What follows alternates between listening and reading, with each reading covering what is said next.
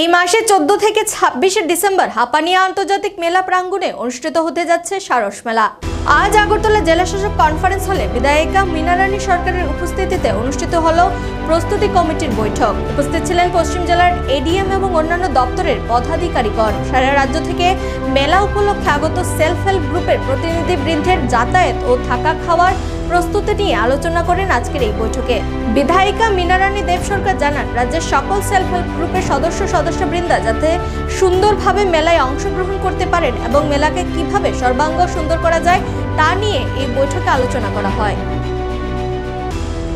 আগামী 14 ডিসেম্বর থেকে 26 ডিসেম্বর হাপানিয়া আন্তর্জাতিক মেলা প্রাঙ্গণে যে সারস মেলা অনুষ্ঠিত হতে যাচ্ছে সেটা নিয়ে আজকে আমাদের এখানে মিটিং। বিভিন্ন দপ্তরের আধিকারিকদের নিয়ে এডিএম সাহেব আছেন এখানে উপস্থিত, সবাইকে নিয়ে মেলার প্রস্তুতি মিটিং আজকে হচ্ছে।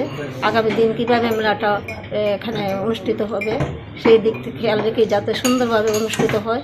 সারা ত্রিপুরা রাজ্য থেকেই পার্টিসিপেট করবে এখানে বিভিন্ন ডিপার্টমেন্ট নিয়ে, তাই সবাই যাতে সুন্দরভাবে অংশগ্রহণ করতে পারে সেই দিকে খেয়াল রেখে আমাদের আজকে কতগুলি স্টল ঠিক হয়নি, স্টল বলে দেওয়া হবে।